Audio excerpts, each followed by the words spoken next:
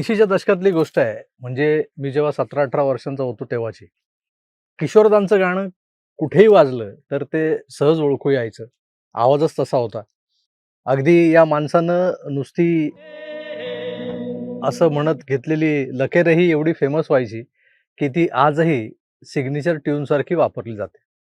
रफी साहेबांचा तो मधाळ आवाज, मुकेश गायला की नजरेसमोर राज कपूर यायचा. तर या त्रिमूर्तीला वगळता महेंद्र कपूर यांचा थोडासा वेगळा असा असलेला आवाज तोही ओळखता यायचा. पण तलत, मन्नादा, चितळकर म्हणजे आपले सी. रामचंद्र वगैरे हे त्याहूनही वेगळे असे आवाज समजून घ्यायला, समजायला संगीताची समज यावी लागली. म्हणजे अजून काही वर्ष जावी लागली. पण फिमेल व्हॉईसमध्ये लता दीदी आणि सुमन कल्याणपूर यांच्यात बऱ्याचदा गल्लत व्हायची. कोण गातंय नेमकं? असा प्रश्न पडणारी गाणी कानावर यायची. आशाताईंचा आवाज हा वेगळाच होता. पण आशाताईंच्याही गाण्यांबाबत कधी-कधी कन्फ्युजन क्रिएट व्हायला लागलं, ते एस. जानकी या साऊथच्या सिंगरचा आवाज ऐकून. तर बराचसा आशाताईंच्या जवळ जाणारा, पण त्यात एक वेगळा रफनेस असलेला, थोडासा अनुनासिक असा आवाज.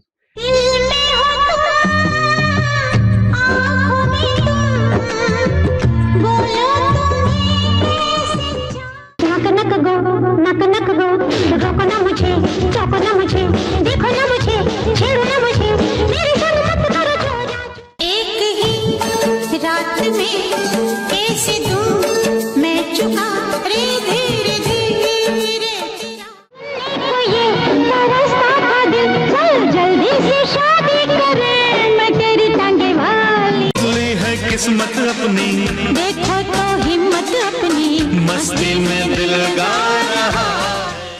आता हे जे तुकडे तुम्ही ऐकलेत ना, त्यात मी नेहमी गडबड करायचो. आशाताई आहेत की एस. जानकींनी गायलंय. तर अशा या एस. जानकी ज्यांनी तब्बल 6 दशकांहून जास्त काळ 17 वेगवेगळ्या भाषांमधली म्हणजे वेगवेगळ्या स्टेट्समधली 48,000 गाणी गायली आपल्या आवाजात. आणि अशा या एस. जानकींना मी स्वतंत्रपणे त्यांच्या आवाजानं ओळखायला लागलो आणि काही मित्रांना मग मी कोडी घालायला लागलो, की ओळख कोणाचा आवाज आहे. एखादं पर्टिक्युलर गाणं वाजत असलं त्यांचं, की मग 99% उत्तर यायचं आशाताईंचा आवाज आहे, आशा भोसले. पण आवाज असायचा एस. जानकीजींचा. असो, तर या इंट्रोमधून एस. जानकी म्हणजे आशा भोसलेंची नक्कल करणाऱ्या गायिका अशी त्यांची ओळख करून देण्याचा माझा अजिबात हेतू नव्हता. तर दक्षिणेतली अशी एक गायिका जी तिकडे तर सुपर डुपर हिट होतीच. हिंदीतही तिनं कमाल केली होती.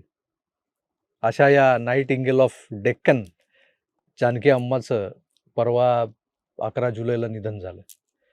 अलीकडेच आपल्या आशाताईही गेल्या.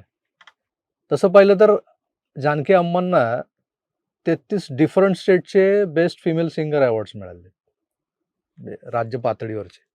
4 वेळा बेस्ट फिमेल सिंगरचं नॅशनल अवॉर्ड मिळाले. पण 2013 साली याच जानकी अम्मांना केंद्र सरकार पद्मभूषण देत होतं. पण अम्मांनी ते नाकारलं. त्या म्हणाल्या, आता पद्म अवॉर्डसाठी खूपच उशीर झालाय. म्हणजे खरंही होतं. जानकी अम्मांनी प्रादेशिक बंधनं तोडत 48,000 गाणी गात संगीत रसिकांना एक प्रकारे संमोहित करून टाकलेलं असताना, त्यांना योग्य वेळी या अशा मोठ्या सन्मानाची जी गरज होती, तेव्हा ते सन्मान दिले गेले नाहीत. आता दाक्षिणात्य कलाकारांना राष्ट्रीय पुरस्कारांच्या यादीत फारच तुरळक प्रमाणात त्यावेळी स्थान मिळायचं आणि ही गोष्ट त्यांना खटकत होती. म्हणून त्यांनी हा पुरस्कार नाकारला. काही जण यापुढेही असंही जोडतात, की त्यांना भारतरत्न दिलं जावं अशी त्यांची अपेक्षा होती. तर खरं खोटं देव जाणो, पण मला हा कोणाचा तरी खोडसाळपणा वाटतो. जानकी अम्मा या दक्षिणेतल्या अनेक भाषांमध्ये गायल्यात आणि त्यांनी संगीतही दिलेलं आहे. गायक आणि संगीतकार यांच्यात फरक असतो. संगीतकारात थोडीशी प्रगल्भता जास्त असते, कारण त्याला सुरांचं, सुरावटींचं, ताल, भाव, इतर सगळ्या गोष्टींचं थोडंसं जास्त ज्ञान असतं. तर जानकी अम्मांचं योगदान हे खरोखरच न विसरण्याजोगं आहे.